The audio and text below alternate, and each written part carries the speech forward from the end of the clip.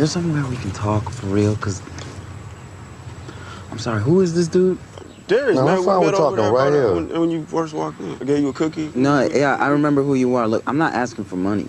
You should be. Ain't you homeless? Not real homeless. I'm not using a rat as a phone or something. Don't be racist, man. That make you schizophrenic. That don't make you homeless. Wait. Yeah, just so y'all know, there's probably a bullet in here somewhere. Noted. Harrison, born Antoine Smalls, has transracial identity, identifying as Harrison Booth, a 35-year-old white man from Colorado. And when did you know that you were a 35-year-old white man? Well, I've always felt different. I go to the store, the movies, and just be thinking to myself, like, why am I not getting the respect I deserve? Mm-hmm. And then it just hit me. I'm white and 35. I just miss Colorado sometimes. You know, here I pretend the buildings are the old San Juan mountain range, but, you know, the job's just here. And where do you work? I'm a systems engineer for Coca-Cola. Oh, okay. That boy don't work. He go to school and that's it. One day he said, call me Harrison. I said, who's that? He said, me. Do you believe that he is a white man? I mean, he isn't.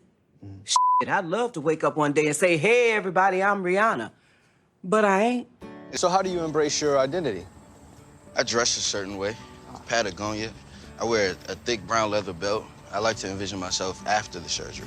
Hey, excuse me, what IPA do you have on tap? Hey, did you see Game of Thrones last night? Yeah. Are you coming in? No. I'm going to Vans and Lottie's tonight. Yeah? Yeah. Daddy daycare? Daddy daycare? Yeah. Warm the bottles up. You did good, man. I'll catch you. All right. And now that it's over, I'll never be sober. I couldn't believe, and now I'm so high. And now I'm so high. And what is going on, everybody? Welcome to another episode, Unfiltered Bachelor. I'm your Unfiltered Bachelor, Blake Money Blake Weather, and welcome to the breakdown series of Atlanta. We have broken down the first 10 episodes of the season, and right now, this is a season recap. We had our guest on the last episode. You know him, you love him. I don't even know if you loved him. I did, so it doesn't fucking matter. Terry, I appreciate you staying back on, man, and talking some shit with us. Again. Yes. I know. I love to be here. I love Atlanta. I love adding diversity to places where I can. That's how I get a lot of my jobs. Mm-hmm. You know, I can never hate on affirmative action. Well, that's how you got this job. So that's how I got this job. That's how you got this job right here. I'll tell you what. Or my name isn't Blake Stevenson, and if that's not the whitest name ever, I'll do you one better. Welcome, my co-host, your neighbor with the flavor, your guy on the fly, or probably not, Jeff. Jeff, I'm not going to give away your last name, but it's I was going to counter you. If Blake Stevenson's not the whitest name ever, it's Jeffrey James Madel. Yeah. That's colonialism right there, motherfucker. Is your name on the Mayflower? Thank God, no. Unfortunately, I came to find out. So my family's German, right? You know how you can do that Ancestry.com, and the free thing is they'll just tell you what your name means? My last name means little girl or feminine. My name is Jeffrey Little Girl.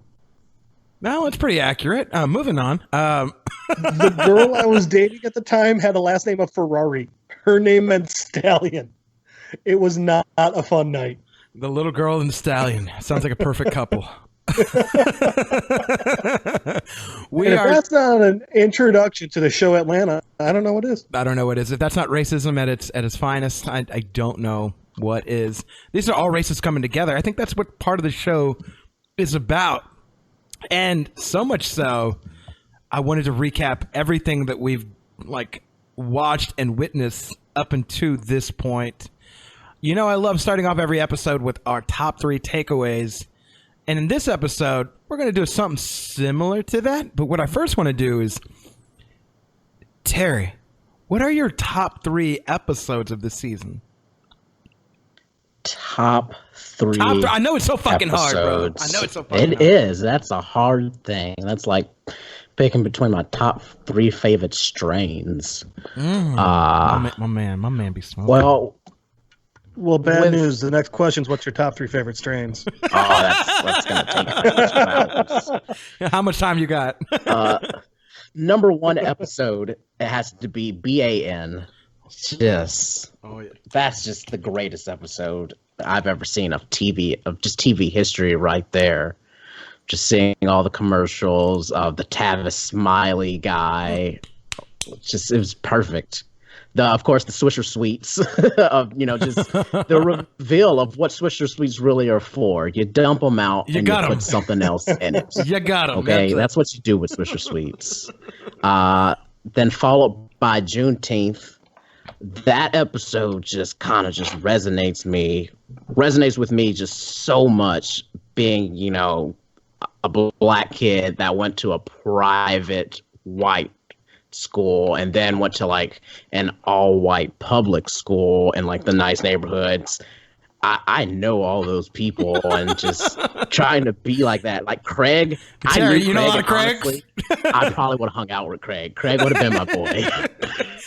He was in that all-black fraternity, bro. I don't know if you caught that. Like I know those, like, call them the uppity people. They're the uppity blacks. It's a good way to put it.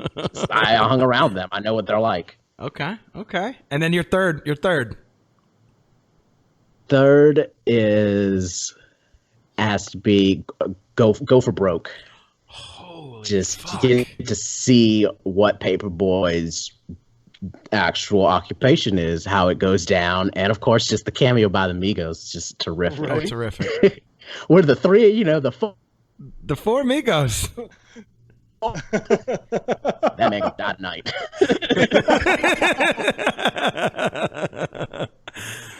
All right, Jeff, I want you to go because you go first, and then you'll see why I'm gonna have you go. So I'm gonna do my 3 favorites. My third favorite is episode 2, Streets on Lock. Oh, very good. 1, it's a fucking hilarious episode. 2, if episode 1 doesn't pull you in, which I can understand that, episode 2, you're hooked. Straight up. And, like, there's a lot of TV shows where it's like, oh, man, you just got to get through episode 5, and then you're good. No, this one, episode 1 hooked me, but if it didn't, episode 2 absolutely would have. But also, and I think this is an important thing, is, we pointed out, Glover has said, one of the things about this show is he wants it to kind of showcase things about the black community and black society that white people don't see on a regular basis. And, for better or worse, there is a vast disproportionate amount of black people in the prison system than there are white people. So I got to see a lot of stuff that I never would have seen, and hopefully never will. But it opened my eyes to a lot of stuff, some things that, like, hey, this is just, I didn't know I didn't know you couldn't sleep, while you're waiting. I didn't know, I had an idea about the guy with the mental issues, but, I didn't know it was that bad. And so, I just like that it showed me some things I didn't know. Nice. My second favorite jail episode. Is horrible. Yeah. It does not look fun. Don't ever go. I don't know why all these people decide to keep going. It looks awful. Worst vacation ever. Second episode, I gotta agree with Terry. Juneteenth, man. But I come at it from the other's perspective of like, hey, Jeff, as a white guy who grew up in a somewhat affluent suburb of Chicago, maybe never forget that you can be a condescending prick, and maybe just be cognizant of it, And it was. I think it's important to see things like that, and it really is. It's a reflection of society, and it's an important reflection of society to make a lot of people look at it and go, "Yep, don't be that guy. Don't be a Craig." Don't be a Craig. Also, I think some of the best acting was in that episode, which I really enjoyed. But for me, number one one. episode 4, Streisand Effect. Really? I loved I loved watching Paperboy deal with that fame. I loved him. I love the entire interaction with Xan, even though I fucking hate Xan. But I love Xan. Right? He's just, when he lets his young kid partner get robbed at the door and he's just filming it, I was laughing so hard. But the biggest part for me is, I've been very vocal about this since the first episode. I fucking love Darius.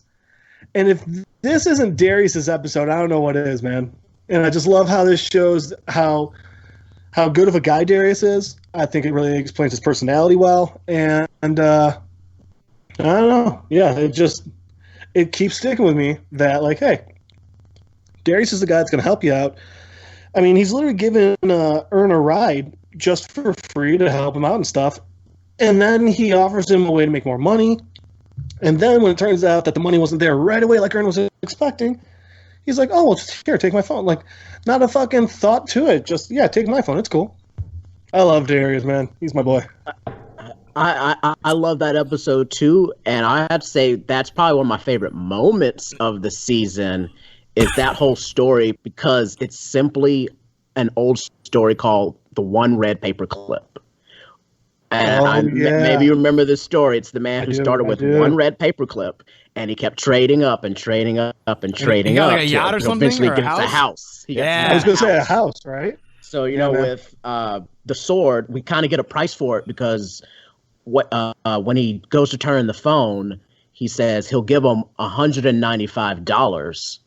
And so he even out trades it for the sword. So the sword was $195, and then you'll eventually see how much he actually comes up on it. So you get the one red. Not giving away. Not giving away. Hey, Blake, just erase like the past 10 seconds of Jeff talking, Actually, hang on. All right, now it's been 10 seconds. Just erase that. My bad. But yeah, not to give it away, but yeah, that you see him. The come up is real. The come up is real from $195, and we'll see it in season 2. I love that. I'm gonna start from my bottom like you, and you'll see the reason why I didn't even want to go after Terry. My number three is Go for Broke. I love the way the episode starts when he's in the fucking like, can I get a kid's meal? And she's like, what? Can I get it? I just played it right. Can I get a kid's meal? Like, she just became assistant manager, and she didn't do it by giving out kids meals. No, day manager, first of all, and she didn't get there giving away free discount meals. Okay, it starts off so great, and I also love and probably for a different reason than Terry does. I run a dating podcast, Unfiltered Bachelor, for the most part. We do break down TV and shit, but like, it has that element of being on a date. And like Terry knows balling on a budget. Terry is from Balling on a Budget. Like, if this isn't Balling on a Budget episode, I don't fucking know what is. You know what I mean? Like, he tried, and his one failure was always check your sources. He got good information from Swift. I don't blame Swift. He was correct. But he should have checked that website to make sure. There's nothing that's just going to destroy your game than being nervous about not being able to pay for the date. And if he would have checked, he wouldn't have put himself in that situation. Or it being too much. It would have saved him if he checked Balling on a Budget. It would have saved him. We would have been like, no, this is out of date. They no longer do that. They no longer do happy hour. I just want to let you know. My favorite scenes is this scene from this episode where he's like, "Oh, I got this vest over from the Kroger down the street, and then I got this is a lightsaber, Luke Skywalker." One of my favorite quotes is from this episode, and it's from the beginning, where Darius is pulling the gun out of the cereal box. He just goes, "Hey, if you guys are gonna have some cereal, just careful. There's probably a bullet in here." Might be a bullet in here. Yeah. No, mine is again, to go back to the relationship dating thing, is when Ern is in the kitchen by himself, and he talks to Swift. He pulls the bottle of champagne, and he says, "I might win tonight. That boy might get him some booty, and he might be in a good place." And how for people that go on dates and in relationships, like winning when you're against the elements, when the elements are against you, and you're trying to get on your girl's good side, getting that win. You're going to do it at any and all costs, and like it feels so good when the stars you're forecasting and the stars are aligning for you. Hey, Ern might win tonight. That is the theme of that, and I love it. My second favorite episode, Juneteenth. Terry, I think you can see where I'm going with this list if you can't already tell.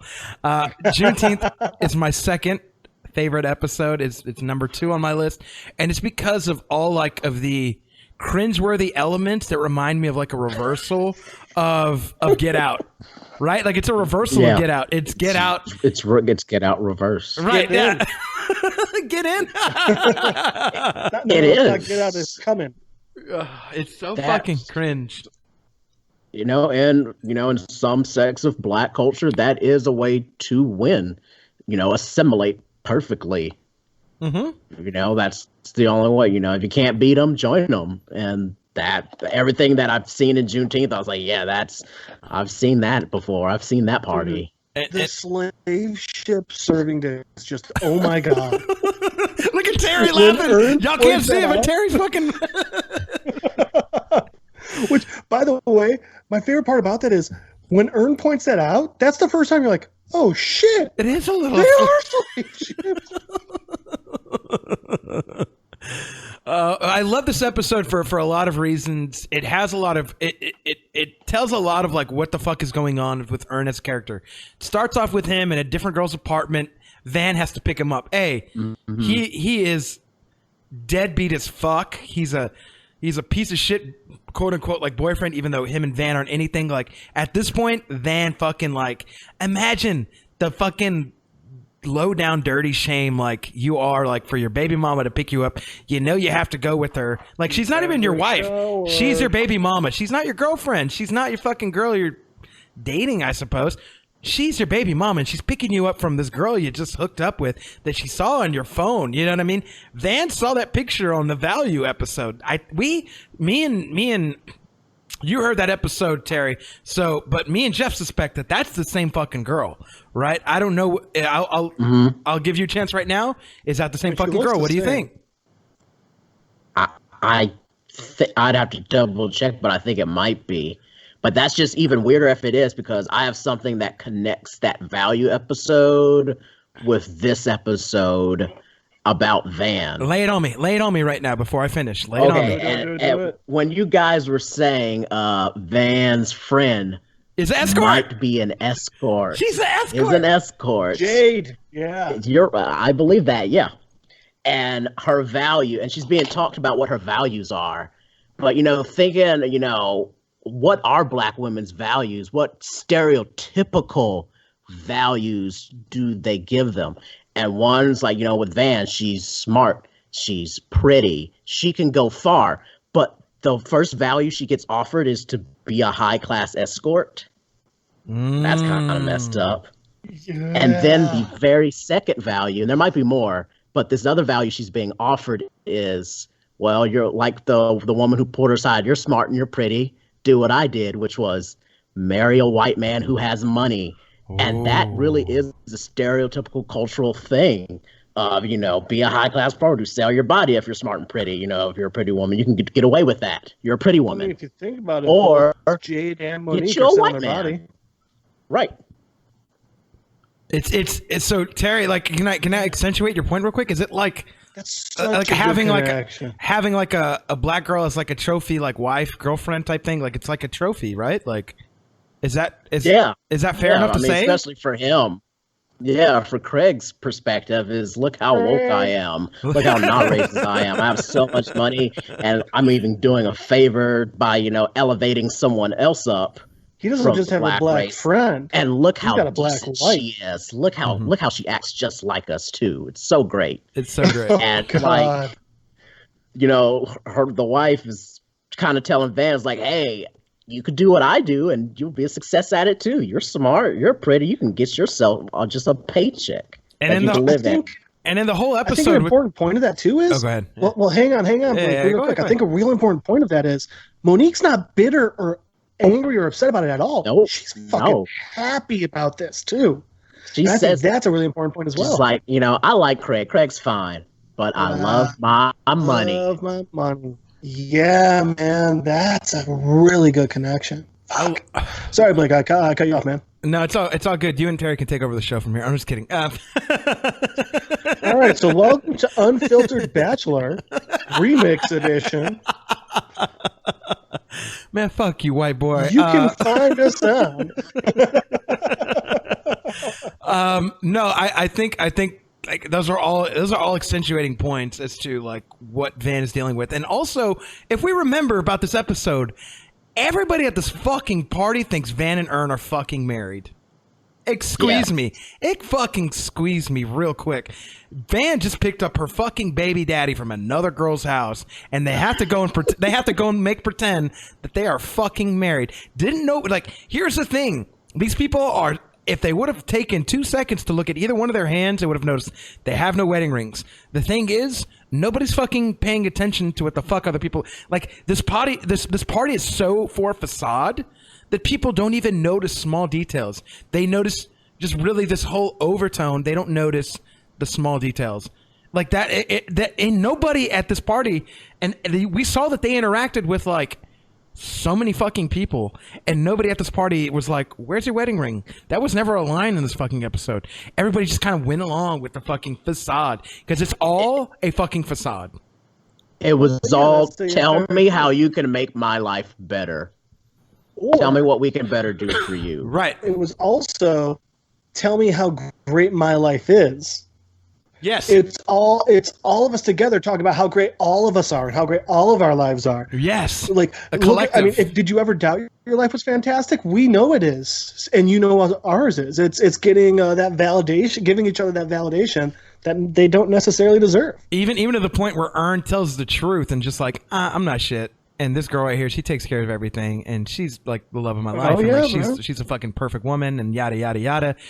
Almost, and it's to the point where like even the truth makes Van sick, and even the truth makes these people laugh. Like there's no fucking middle ground where they can find normalcy, which is why at the end of it he's like, "This is fucking whack. You're fucking whack. This is fucking weird." You know what I mean? Like that's Ern speaking again. I think there's always a voice of the audience in every episode. Ern is that in that episode. So again, I love that episode. We could go on and on. I want to make sure we get to some other shit before all that. And then of course my number one episode, Terry, I basically did your list backwards, but like that's my list literally, is the BAN episode. My number one favorite episode because of the I think of the whole risqueness of it. Like it's so like it's absurd. It's absurdity to its finest. But also like it touches on so many things that like people like it puts you in a place of like, yeah, dude, I talked about this on the episode and I just released it, was like that dude remind me of Tavis Smiley. The whole setup, the whole Montague. That's Tavis to the core. And then it also reminds you of like kind of like an around the table of like when they have political people there, and all of a sudden that whole thing, like you see it and you're like, man, fuck that white lady, because fucking Paperboy is a shit. Like you have a side until like the white lady's like, freedom of speech. Like you're absolutely right, and you're like, wait, what the fuck am I watching? It turns all of the I think it's things very on interesting its head. that's both of your favorite episode, and that's the highest rated episode, and that's the only episode that we don't have Donald Glover in season 1. But he did direct it, and he did get it. Like did get an He Emmy. did. Mm-hmm. Like there's a reason for all of that, and it's not like you're wrong. I just think that's interesting. Yeah, it touches on so many things, so many stereotypes. Even the one you left off, Terry, that I will say is the Mickeys when they're pouring it like champagne.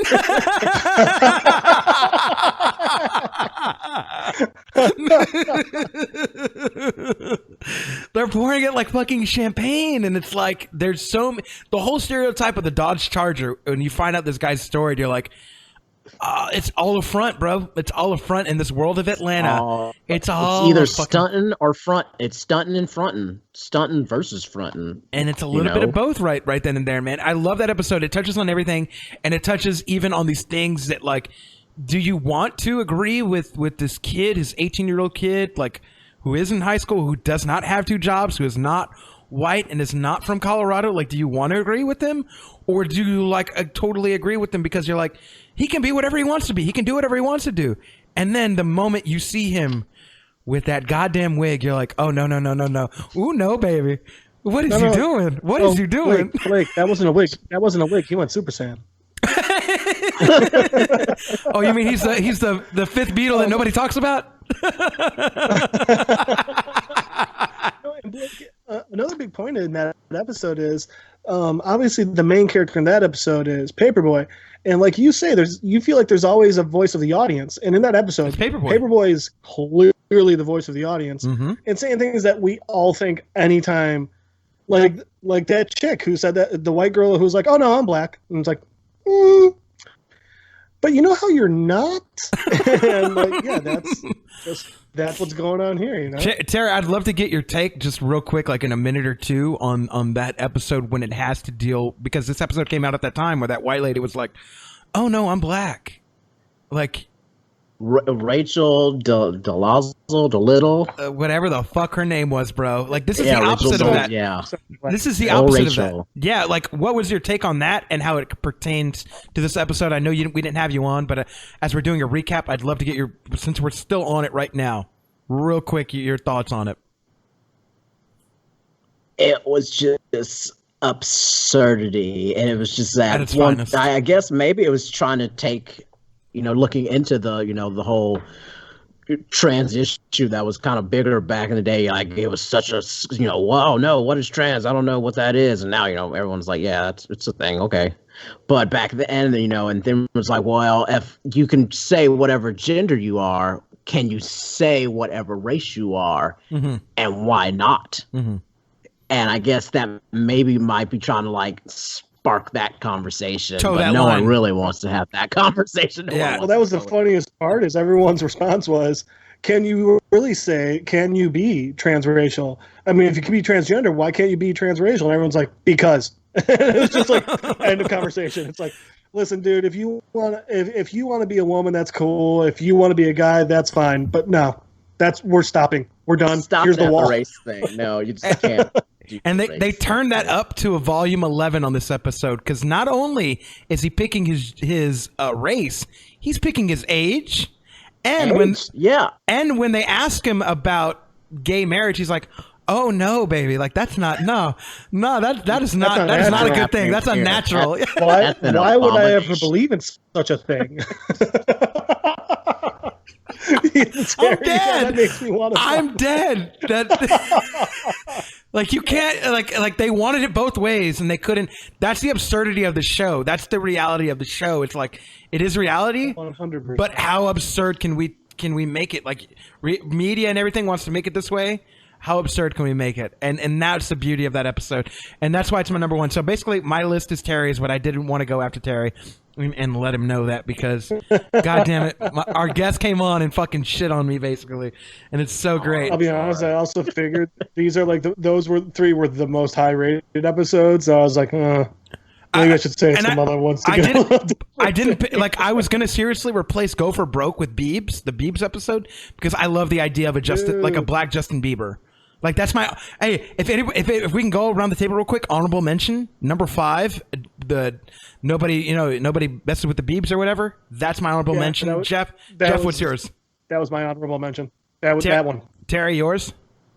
Mine was the Streisand Effect. Oh, that's a good one, though. Just because the red paperclip, I fucking love that story. That's so balling on the buzzes. Just starting off with something small and then trading up and trading up and trading up. Re-upping, man. Yeah, that's how I started my whole career. Terry done traded up. Then I met him mid-trade up at a call center, and then we started from the bottom. Now we're here. So that's all I'm saying, man. Terry, you realize that was 9 years ago, right? 2011, bro. We about to start This crying. still feels like yesterday. I was like making people cry and telling them that GM's not gonna. Don't buy GM. That's how me and Terry met. Was a call center GM, ladies and gentlemen. And we were there. We were there doing the whole bailout thing too. The whole too big to fail thing. In 2011. The 2011 bailout, when people would call us and be like, people would call us and bitch us out and be like, we bailed you out. You better help me. And we're like, nah, man, we're contracted. Nah, man. See what you're sitting there and you're like, yeah, this is your bailout money. I'm getting paid with that money. Going to work. Going to work.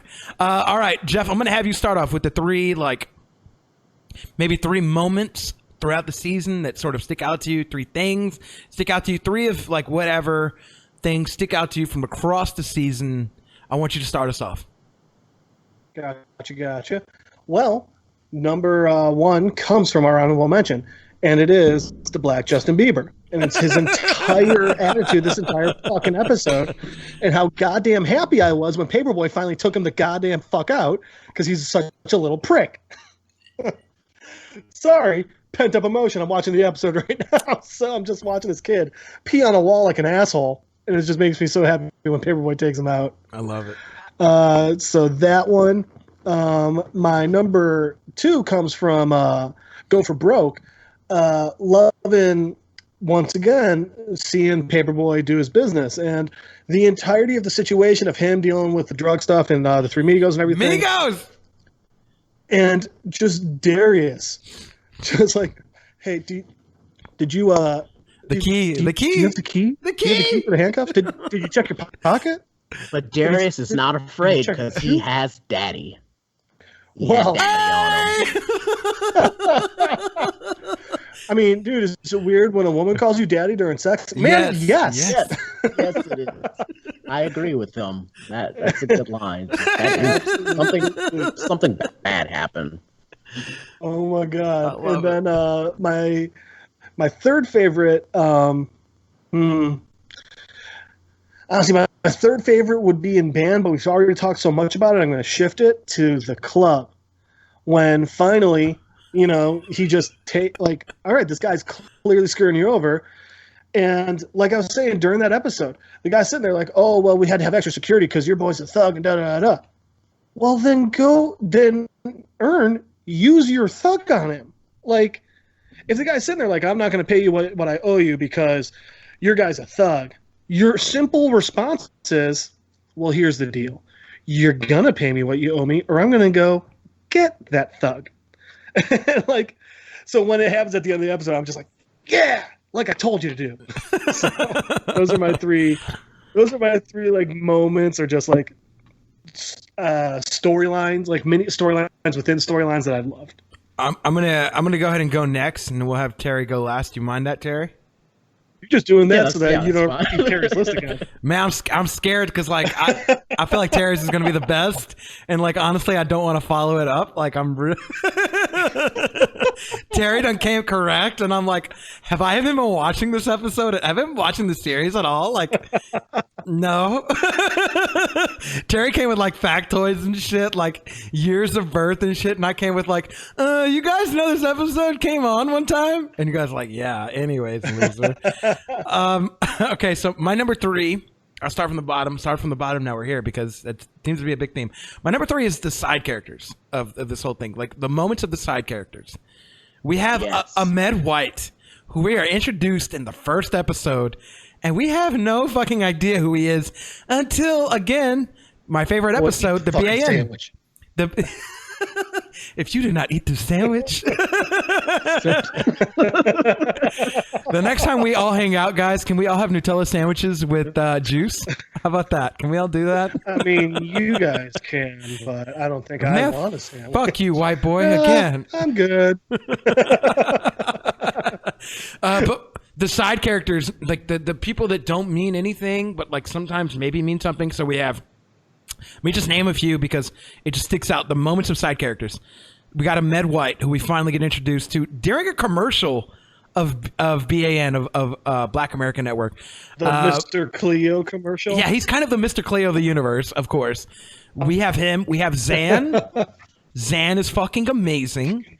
Annoying as fuck, but amazing. Like, he's such when you round him out, you're like, oh shit, he's pivotal in this Atlanta universe. Another side character that, like, we only see once, and it's in one of your favorite episodes, Jeff, is that episode of the come up, like, right, the whole Darius and Ern story that was episode 4. Streisand Effect. Yeah, where we see the little Asian dude crying on the sidewalk on the phone, just sitting next to all the goats, talking in like Korean or like whatever the fuck language he's talking in, and you're just like, what the fuck, bro? Imagine, like seriously, everybody, imagine you're standing on the sidewalk and you look to your right and you see this full-grown Asian man in pink shorts and a blue shirt sitting there crying on the goddamn sidewalk on the phone. What the fuck are you to think? I have no idea, but it's fucking hilarious. The side characters in the series, they the whole fucking Batman who runs up on the house and's like, Paperboy live here? What? He's like, yeah, and he's like, cool, and he like runs away. Like, what the fuck, like, dude? Man, you're getting too hot. 4 years from now, I'm gonna hire some dude in a gray sweatshirt and a gray sweatpants with a Batman mask, run up to your apartment, knock on the door, and just, Money Blake live here? Yeah. Does Unfiltered Bachelor live here? Okay, thanks. Yeah. Run off. Let me find I'm out. gonna wait 4 years, maybe 5, so you don't even fucking remember this conversation. Let me find out you're gonna hire Terry. I mean, I can pay. That's balling on a budget. My number 2 is the white guy from there's the moment of the white guy in the first episode saying the N-word twice in the same 2 minute clip, bro. Like, and you know what? Ridiculous. I have actually seen Flo Rida live at South by, and it was a good show. I like Flo Rida. Terry, But can you did they play quote? two Flo Rida songs in a row? Yeah, can you quote what this young white man said, please?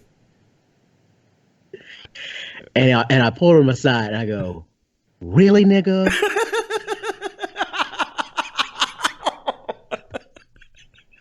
Now, Blake, can you quote this white guy at the end of the episode with Paperboy? I'm gonna be like that black dude in the club and be like N-word. That was so awkward. Like I do when I sing rap. Yeah. I want to be like that black dude in the club, like where he's quoting Paperboy. Even though he's black, he still says N-word, even though he can clearly say the N-word. He just says N-word.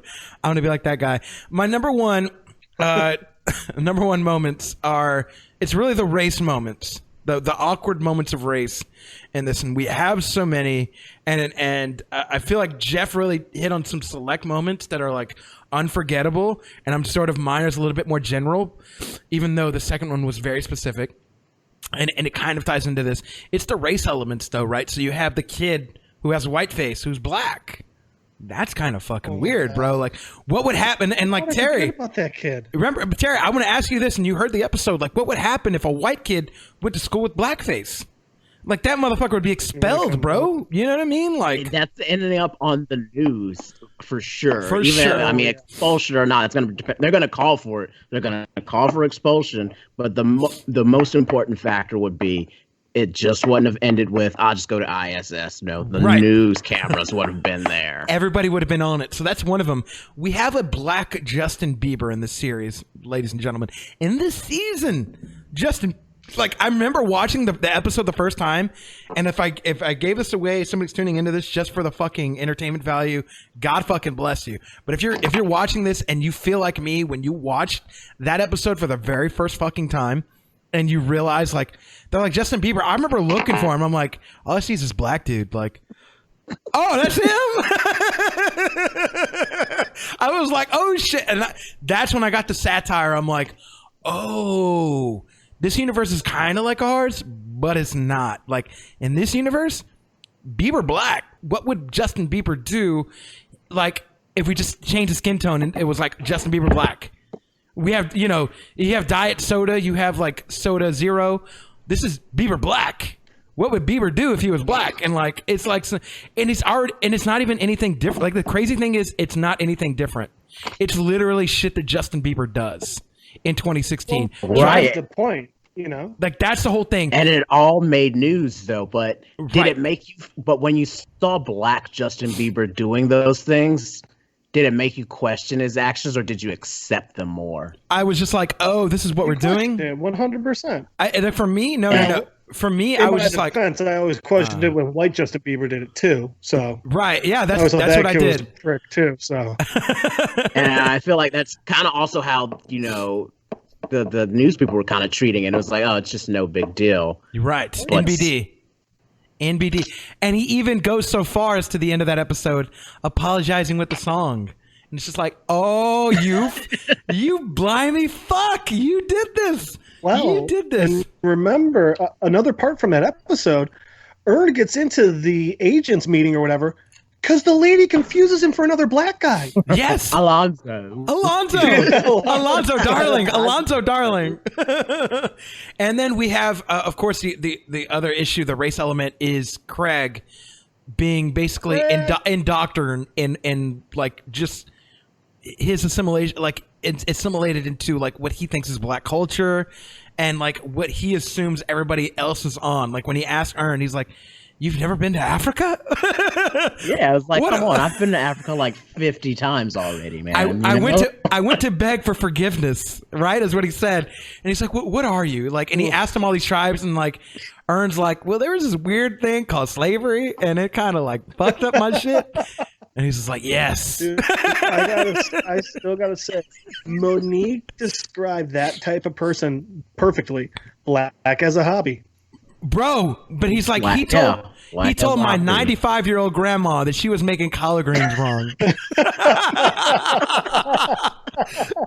if that isn't like, if race isn't like one of the biggest themes, takeaways, and one of the biggest moments of like the series, like and as much as I point out something general and you had a lot of specific ideas, I think both of them work in this series because you need to understand the granular and the big kind of the big overseeing picture, which is what takes us to our third point. Terry, your top 3 sort of takeaways from this whole season, top 3 moments stick out to you type shit. I'm gonna start with one you already named. It was a side character, and it was Zan. Fucking Zan. Just Zan entirely. He was just the embodiment of all social media. What a social media person is just trying to be, you know, an influencer. He is Hashtag the Zan stereotypical influencer that you would meet in these type of situations. And even though he was an antagonist to Paperboy, he really was helping Paperboy's clout with starting this whole rivalry and talking shit back and forth. And like Zan said, you know, you're exploiting your situation, I'm exploiting you. You exploiting money, bro. And the funniest scene with him is when Al just slaps his hat off, and he immediately, just so smoothly, just puts on another one. Like, come on, his back pocket. Didn't phase him at all. He was so ready to go. Zan life. I'm about Zan Hashtag life. Zan life. I stand for With Zan. Oh, I'm sorry, man. You want a hat? Maybe we can make some sneakies.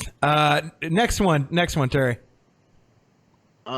Next one would go into the Streisand Effect episode, and of course, just the whole the red paperclip analogy, and just watching Darius work from just, you know, a sword smooth to a dog to like dog puppies. And I was just like, why would, dog puppies, that will make a lot of money, you know, when they have them. But that's a good come up.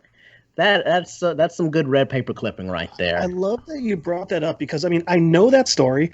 If you've watched The Office, you've seen it on that too. Mm-hmm. And for some reason, I just never connected it. Trope. It's a good TV trope. Yeah. I didn't connect it. So I really like that you pointed that out. I love it. What do you got for number 1, Terry? And And number one is, of course, in the BAN episode, Swisher Sweets commercial. Just, they're just hyping it up, talking about how delicious they are. And I was like, nobody in the black community smokes Swisher Sweets. And then as soon as you just camera keys down, he's dumping it out. I'm like, yes, that's exactly what they're for. Amen, brother. I fucks with Swisher Sweets. I'm gonna accentuate your point, because there is somebody that they say does smoke a Swisher Sweet with no weed. It is in the episode of The Streisand Effect when the bartender is telling Paperboy that there was a guy in there looking for him. He was actually in a Dodge Charger, and he was smoking a Swisher Sweet with no weed. And it was like, holy fuck, why would you do that? But it adds to the whole point of like shock value for this guy, like, and he didn't look friendly, you know what I mean, or whatever. Like they say, he didn't look like a friend or something like that. Like I forget what the quote was. I think it was still. I still think the guy that Paperboy shot, I think that was one of his friends, one of his boys. Interesting. It could be. Like there's a lot of questions that we have unanswered. And first of all, Terry, lovely top 3. These are all great moments, and I think those are all like takeaways like from each episode that like you walk away with and you're like, oh, yes, I love it. And some like let's get to some unanswered questions real quick, because first of all, after the first episode, me and Jeff were like, or even the second episode, we're like, where'd the body go? Did this guy die? Was he really dead? Did he get shot? Where was he shot at? Why is he not dead? Why is he still alive? Who is this guy? Is it Superman? Oh, well, I actually found out what happened. Migos took him out of the forest and then shot him with a fucking rifle as he was running away. Yeah, who was that guy? You mean with Percy? Oh, yeah, old Percy. First of all, hey, Terry, you love that episode. I love that episode. How great was fucking Quavo as a fucking actor? So great. I've seen a lot. I watched a lot of TV, and I watched a lot of musicians do cameos, make cameos and shit. And yeah, you know when a non-actor is making a cameo because they're just kind of robotic. They kind of still you're like you're looking at the camera. Stop looking at the camera, and they're just saying lines.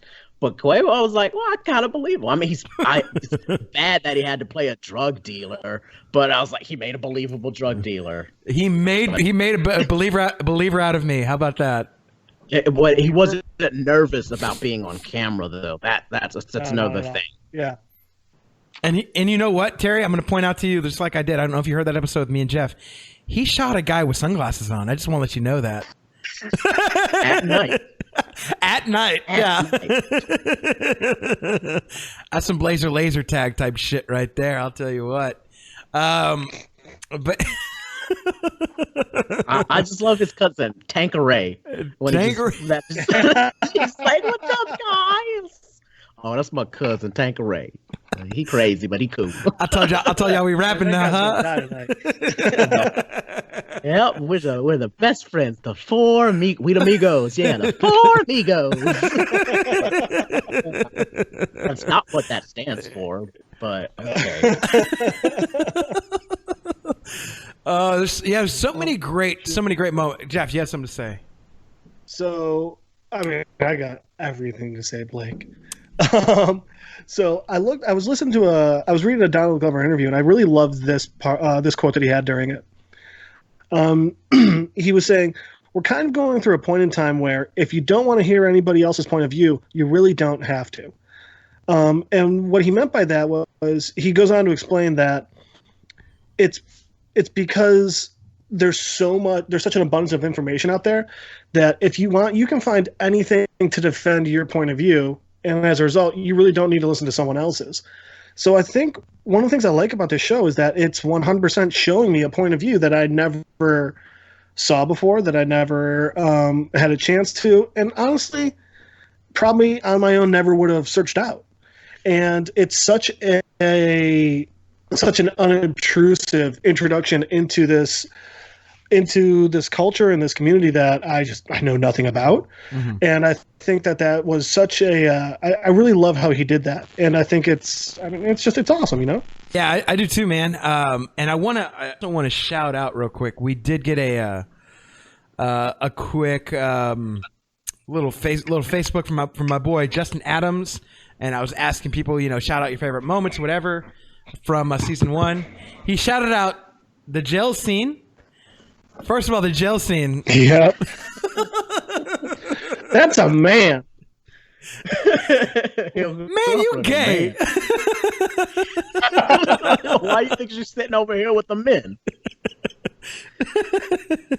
She would be on the other side. No, dude, that's on the outside. And then, so he shouted out the jail scene, which, first of all, I love. And the dude keeps looking at fucking Donald Glover, right, at Earn, and he's like, and Donald Glover's like, I can move. He's like, I know. Miss, stop being so weird. I love that scene too. And just for another story that happened is when you know the older black gentleman is telling them why he got arrested. Oh, and yes. like he just has that pure Atlanta cadence Yes. of the way he tells that story, and it's just like, you know, boy, I ain't seen him about 10, 11 years. You know, it was just one beer. He just came out to the porch, you know, he's just drinking them. You know, I ain't seen him about 11 years. You know, he's just drinking the beer. And I'm like, oh, you know, I ain't seen that boy. And just the way he says boy, just so much. When the guy turns around, he's like, I just want to have hey man, I just want to have a beer with you. He's like, shut the fuck up, Grady. Shut the fuck up. Man, it's just been like 11. I ain't seen you in like 12 years. Shut the fuck up, Grady. And I can't get out. I can't get out till Tuesday. Hey, I can't get out. Terry, he tells me I can't get out till Tuesday. I'll catch my check till Tuesday. My check don't come in. He's been in the system before, dude. He knows what's up. He knows what's up. And then Justin Adams also says, and the Swisher cutaway. So the Swisher scene, obviously, that we've been talking about from Black American Network episode, which again, so lovely. BAN. Also, what I wanted to point out was, so the show starts and ends at night. It's a very interesting thing because as we get into season 2, it starts and ends in a completely different thing. Whatever, we'll get into that on season 2. And then I also want to point out the relationship between Van and Earn. If we've got a few minutes to dig into this, because it starts off one way and it ends in a completely, by the episode 10, it ends in a completely different manner. Where in the first episode, it kind of feels like Earn is intruding on her life, or just kind of like a nuisance, or just kind of like... He's a mooch. As a what? Mooch. Yeah. He's mooching off her. Right. By episode 10, he's not only not mooching off of her, he's giving her money to not even stay with her. Right. And he's making him dinner, and he's sitting down and having a family dinner. Right. You know? He's no longer a deadbeat dad, as she pointed out in episode 3, and he's saying, I'm a stereotype, and I'm okay with it. He's no longer that. She even says in episode 10, you're a good dad. And you're like, comes full circle with that relationship with Van. I mean, I don't have kids or anything, but I have to feel like that's the best compliment a dad can get, you know? You're a good dad. I got to feel like that's just like the over the moon compliment. Yeah. Any takeaways on their relationship, Terry? Yeah, it looks like it's maturing. Like you can't really tell if they're gonna stay together, if they're gonna get back together. But even if they, stay separated, they're at least maturing. They're becoming 2 whole adults who will take care of their daughter. Mm-hmm. So you see that growth there. And like you said, at the beginning of the episode, it seems like his motivation was just to make money to not get kicked out of Vans. And then at the end, he's made the money. He's impressed Van. He's kind of like, he's won her over a bit. And he gets offered to stay. And he's like, nah, I don't even need it right now. Right. Much like he needed it in the beginning. And it was like, and you know what? It kind of was. He stunted on Van. Ooh! Stunted on her right there by saying, you know what? I'm so good right now. No, we straight, I got baby. I don't even straight. Oh, But we in the end, we you see straight. that he was fronting. We straight. You know, I mean, he's still living on his own, but it's still a front. It's a storage unit. Don't matter. She doesn't know this. What they don't know won't hurt them. But I love that. He's faking it till he makes it. He's faking it till he makes it. And shout outs to also Brandon Sibsey. He says, I love this show. Shout outs to him, fan and friend on Facebook. So touching on this particular. Well, real quick, one last thing about their relationship. I think it's also important to point out that it's still not necessarily a healthy relationship. I mean, Juneteenth, the episode, after Blake's done his goddamn trivia research, we find out is less than a month before this. And that episode, their relationship was an absolute mess, you know? So it's interesting that it is getting better, but I think it would be very foolhardy to say it's good yet. I think it's important to note that, like, I think they're kind of in a honeymoon phase right here. And the question is it a honeymoon phase? And maybe like a traditional abusive relationship, you know, there's the honeymoon phase, then there's the build up to an incident, then there's an incident. Is it that, or is it the honeymoon phase of a healthy relationship where, you know, they've really started committing, and now they're kind of riding the high of that commitment, and they're getting ready to figure out how to keep going after that high. Well, I think the thing is they've hit so many highs and lows, and it's been really like, you know, within a short amount of time, and you see it when like we first are introduced to Van, and it's that baby daddy kind of living with his baby mama, but she's kind of dating, but like he's still kind of a good dad. He still loves his daughter, but like also it's like a little jealous that she's seeing other people, but also he can't do shit and he can't say shit because he's kind of barely living there and he kind of barely making money. And then, you know, he wants to go and take her on a fancy date. And then a few episodes from that, obviously there's somebody else in his life and in his phone, and he's kind of seeing somebody else introduced into episode 9, right? Fast forward and to the beginning of the episode, he's not with Van and he's fucking some other girl and he just woke up, and then by the end of that episode they're fucking in a car, and then by the end of episode 10, right, like which Van initiated too, right? Van initiated because of, I think, like she sees, like she starts to re-fall in love with Ern in this episode, I think, and then that wave goes even higher when his dad points go up and his cool points go up in her book, because he's cooking, he's being a good dad, he's providing, he's everything she wants, and all of a sudden he's just like, also, I still need to be on my own. I'm still not ready for this. And we kind of touched more on this idea in season 2. I don't want to get too into it, but he's still in his head like, I love you and I love my daughter, but also like, I just don't even, I really want this, but I don't know if I like want it. Like I still want to have my own independence. So yeah, it's that it's a whole crazy thing right there, man. We also have the relationship between Paperboy and Ern. As it started off in episode 1, Paperboy doesn't even trust him. Paperboy is like, what the fuck? He has to ask the uncle about Ern, and it's not until the end of the episode we start to even see a spark of their relationship as cousins. Well, and I think the entire point is Ern's been earning it. I mean, that's his episode name. 1, he gets him on the air. You know, he's getting the deal with the club, and even though the manager tried fucking him over, like Ern still got that deal. And hell, in episode 10, before we get to the end of it, he's got Senator K calling Ern up to set up a tour. Tour. And so he's really proven himself.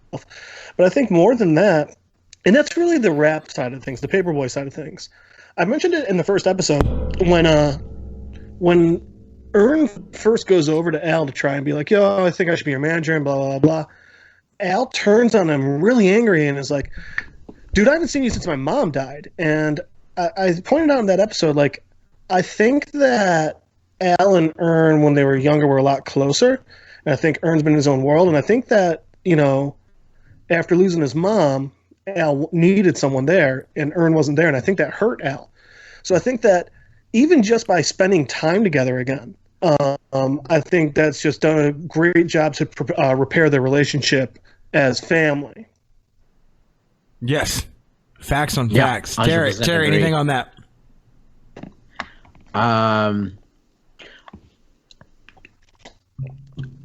Just a big mystery that I still want to know, and I hope I haven't missed it yet, was why was Ern kicked out of school? We Well, he wasn't kicked out. Would you know one thing? He wasn't kicked out. He took a year off. That's now turned into 3 years. Right.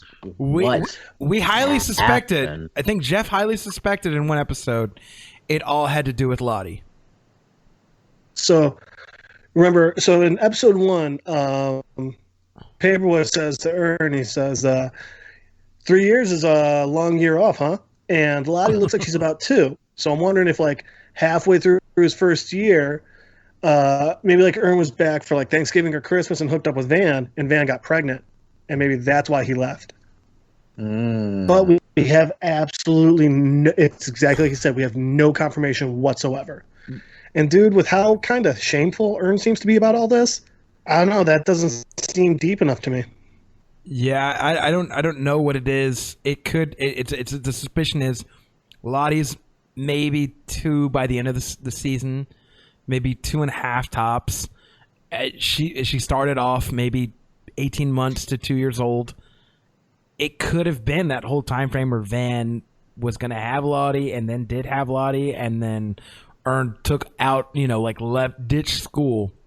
And we don't know what year even he was in. Like, he could have been a sophomore, junior. He could have even been a senior year, and he dipped out. Like, we have no idea. We might be able to figure that might not be it, but this would involve season 2 when with Lottie going to they had that parent teacher conference. That's right. Yeah. We can figure out how old Lottie is from there. Mm-hmm. Exactly. That's something we can get into later. Good point right there. And then one of the final things I want to touch on as far as relationships go is Paperboy's relationship with Fame and how it grows from episode 1 up until the final episode, and how he's slowly started to see all the he's turning it like a diamond and seeing all the facets of it and seeing all the faces of it and all like the things that come with it, and how it's really not much different from fucking really selling drugs. Right. And he's meeting all the characters, good or bad, that he's ever going to meet.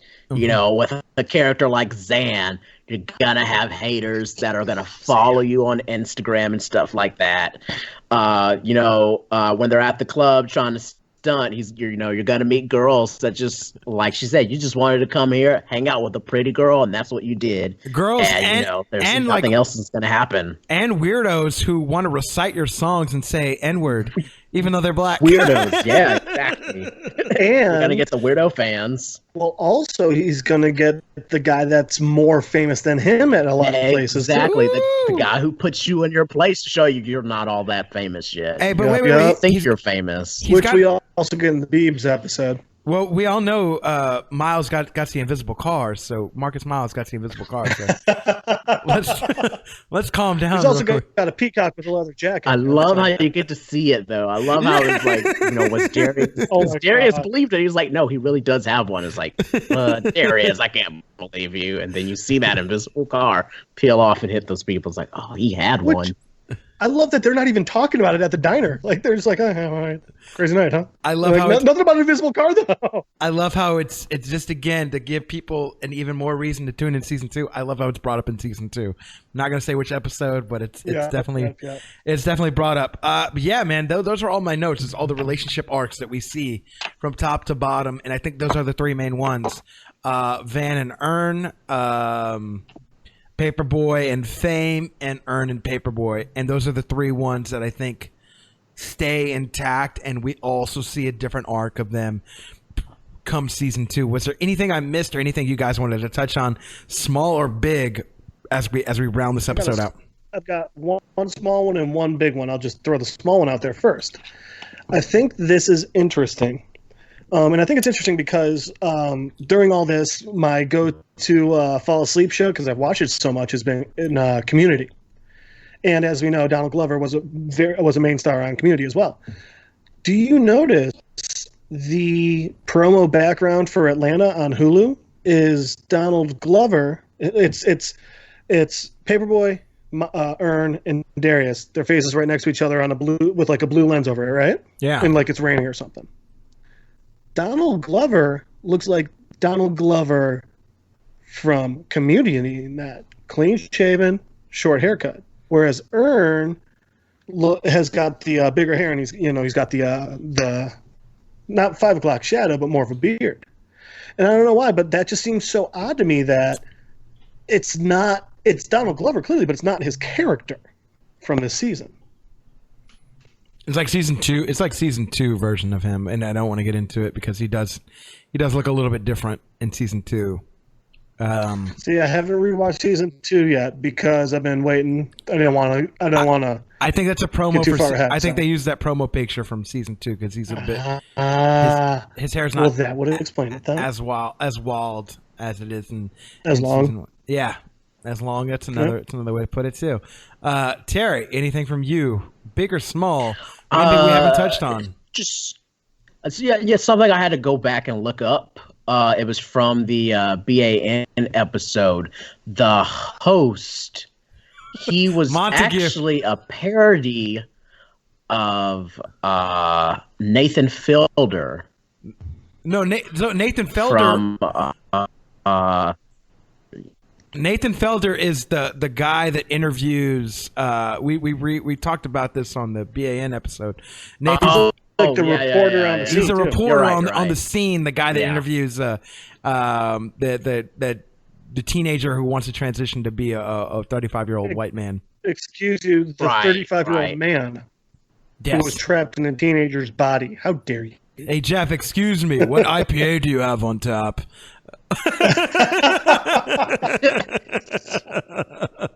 And just that whole Game of Thrones question that hit me so hard. It's like, oh man, I've said that. Did you watch Game of Thrones last night? Terry, are you in fact a 35-year-old white man? I mean, that's what I usually try and pretend and sound like when I'm on the phone for job interviews. I mean, we work together. Can I tell you how shook the interviewer's face was when I walk in there? No, I have what they call the business white voice that I use right now all the time, and just man, sorry to bother you. He used that "sorry to bother you" voice. Yeah, you're the white customer service voice. I used it. Blake's heard it. I have. I close my eyes and pretend Terry's white. How funny is it that Lakeith Sutherland's customer service voice is David Cross of all fucking people? It's so. I love that movie. It's a great movie. But yeah, what a great season. So I got one more for you guys. Oh, okay. I think this is actually an important one. So I was looking up Donald Glover interviews and stuff, just trying to get a little more into the mindset of everything. And he was saying when he was first getting ready to do this and everything, he was writing it a lot like 30 Rock or Community. And then he was like, let's try and get a bit away from those. And he tried writing it more like The Office and stuff. And then he says, but the more I kept thinking about it, I think I just became a little more interested in fear and how fear forces people to do things. And I liked how fear makes people feel. It's something that people think is exclusive. It's something exclusive from a lot of other things, but fear and comedy are very related. And I think if you do them well, if you're scared by something, you're more likely to laugh. And if that isn't a good description of this show, of this season at least, like fear makes a lot of people do a lot of different things. I'm watching the episode just because I got the episode pulled up in front of me. In Value, it makes Van hustle to try and get her fake drug test across the board, right? She tries and smokes diaper water. Fear makes Earn go to the point of trying to be like, go to the point of where he pulls $500 out of his old sneaker box to go get Paperboy's record pushed. Like Fear drives a lot of the characters to do the things that they feel is best. You know what I mean? More importantly, we can all relate with that, you know? Who can't relate with being being afraid, like, shit, is my phone gonna get turned off? Crap, am I gonna be able to afford rent this month? I was just gonna say, I love how Terry's sitting here. He's the only black guy on the panel, but he's also like, yeah, tell me more about my culture, bitches. Y'all fucking white. Okay, so Terry, let me tell you about rap and how it came into being. Now, long ago. If I had $1 for every time I had to hear this conversation, you'd have $4. That's very rare. You probably didn't know that. You could at least buy some Sour Patch Kids. On that note, I want to thank everyone on our panel. Terry, I appreciate you coming on, man. Hopefully we have you on as a guest a little bit more regularly. I feel like it's fucking great, man. Yeah. I can't. I want to do season 2, episode 5. Oh, for sure. The barber episode will definitely. Man, that one hits guys, home. I have a lot of love insight on that episode. If we don't have, we'll definitely have you on for that episode. If we haven't already had you on for 1 or 2 more before that, and at least 1 or 2 more after that. Terry, where can people find you on social media if they want to follow you? Blast yourself. Take over my show real quick, man. Where you can find me, as I mentioned last episode, you can find me on Ballin' on a Budget. That would be on Facebook, where we find local free things to do in the Austin area, Dallas area, and the Denver area. And more recently, if you go to YouTube, you can find me at Terry Flexen, where I've been infusing hip hop and cooking. The name of the videos are Trapping in the Kitchen, where you'll see some of the hottest SoundCloud artists that make trap music combined with what I think is some phenomenal cooking. I love it. I love all of that. Jeff, where can people find you if they want to just throw some heaters at you, or they want to talk to you, or they want to be your neighbor? You can try finding me on Facebook. You can try Skyping me at Don Cheadle's driveway at littledickie2.com. Sorry, it's for security reasons. You can stand 6 feet away from me in public and yell at me.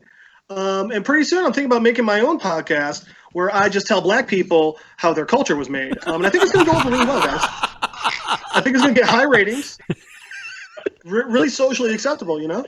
Terry, can we mention this on Balling on a Budget? I think people would love this. Yeah. I mean, people are needing something to listen to in quarantine. I, gotta admit, there's not a lot of events going on right now. So we're definitely looking for things to promote. I'm just floating the title idea. I'm just floating names for it, but I'm thinking the most arrogant asshole ever. I think that'd be a good title for that podcast. Craig the White Man, entitled from Atlanta. Craig the Savior. If you guys don't want to follow that, but you do want to follow Balling on the Budget, and you also want to follow me, you can feel free to follow Unfiltered Bachelor on Twitter, Facebook, and Instagram. It's all Unfiltered Bachelor. You can also follow the show, Spotify, iTunes, Stitcher, everywhere podcasts are. That's where the show is. If you feel free, click like, review, anything that can get the show to a friend so that way they can tell their friends, so that way we can all be friends. I would very much appreciate that. Thank you so much for tuning in. We're always putting on for Austin. If you want to follow me because I said something funny, or because you love my voice, or because, I don't know, you want to see what I'm going to post funny, feel free to follow me, Money Blake Weather. It's not 3 words, it's just 1 word. Instagram, Facebook, Twitter, Snapchat. Thank you so much for tuning in, whether it's morning, evening, afternoon. Until the next time, and until the next season of Atlanta, we will see you. Peace. Girl, what's your problem? 'Cause I know it's hard sometimes. Baby, just give me some time. On and out, girl, we can solve them. If you just give me some time, I can open up.